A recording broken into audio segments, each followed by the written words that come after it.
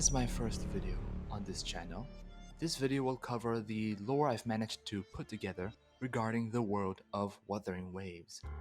In this video, we will be briefly talking about how resonators are formed, the lament and its consequences on the earth, including a powerful new resource for the lands and the risks brought to the forefront as a price. If I ever make a part 2, it will be after the beta has released and we get more concrete information about everything. In a day or two, the Chinese closed beta test will be open, and in another 3 or 4 days, the English beta test will be open, and I fully expect to have to make tons and tons of revisions to what we know about the lore, and there will be another video soon-ish if I feel like it. So consider this a video, a basic primer on all of the lore you should know about right before experiencing the beta test, whether you do that yourself or through the eyes of a streamer. One of the first pieces of lore you are confronted with is that all matter has its own sound. I want to deconstruct what Yang Yang may be trying to say about this. The definition of sound is a vibration that travels through an acoustic medium like air or water or solids.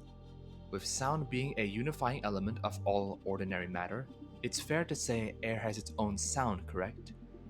Considering that the properties of matter are governed by the way its sound vibrates, if you were one of the resonators afflicted by the mutations of Wuthering, you could also create some of your own sounds to amplify the existing sound around you.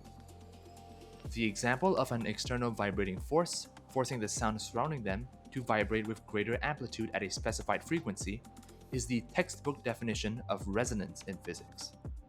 And so the people who could recreate this phenomena were dubbed resonators, manipulating sound around them, granted the power to rather or repulse the volatility of vibrations. The energy expended to create this event is called resonance energy, and the ability to manipulate resonance energy is called a forte. All resonators have a forte mark to indicate their status. Now, that was a lot I just threw out just now. Just what is a Wuthering? Well, a Wuthering is an elementary particle created by the lament. It has the ability to create new substances and create new interactions between those substances.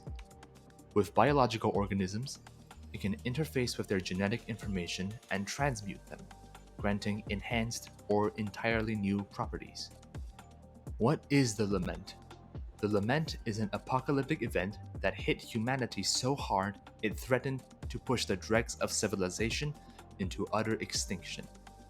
We had some crumbs here and there telling us that the golden age of humanity right before the lament was in a state of rapid development, so that may have had something to do with the precursors of the lament. Anyway, it created numerous phenomena that were all weaponized to annihilate humanity, but through them gave us newfound resources that kickstarted a new age of insurrection. A literal extinction event was a stepping stone for humanity, and those who could brave the eye of the storm were bestowed the boons of newfangled technology and new keys to power. The first of the natural derivations of the lament is the tacit field. A hotbed for all the other novelties of the lament, the tacit field emerges from these seams on the ground, emitting golden particles, and seems to be the progenitor of the subsequent geological transmutations of the immediate vicinity.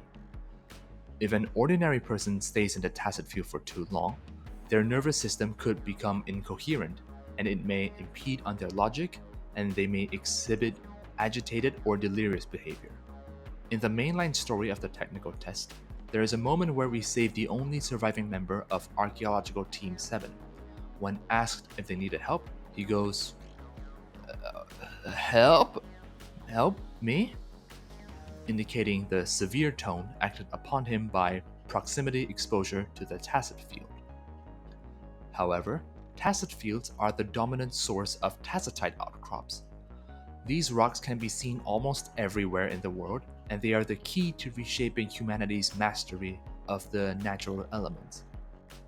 All of the highest quality purest concentrate of tacitite are found nearest to these marks, almost like literal wounds of the earth, bleeding gold into the air. It reminds me of how most of our modern industrial metals are formed because the Earth's crust was thin enough to enable chemical reactions.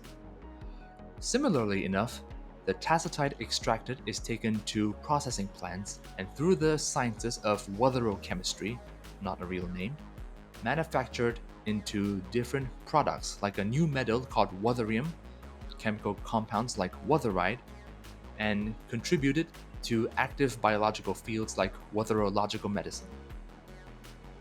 The enemies of wuthering waves are either called mutant organisms or tacit discord.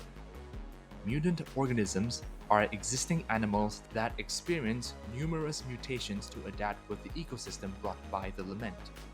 Not much more can be confirmed about them. We know that the tacit discord emerged sometime after the lament and engaged in a bloody war with humanity. TDs are creatures whose bodies are formed from tacitite-like substance within tacit fields, mindless and unknown to fatigue, only hosting the instinct to prey on any noise they bear. Their forms mimic that of our own, sealing our paths as they linger on the earth. And among them are the dominant species, the Threnodians.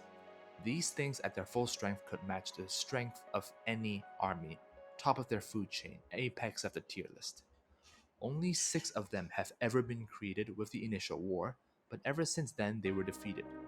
The Crownless was actually one of the 6 Threnodians, and somehow they're back.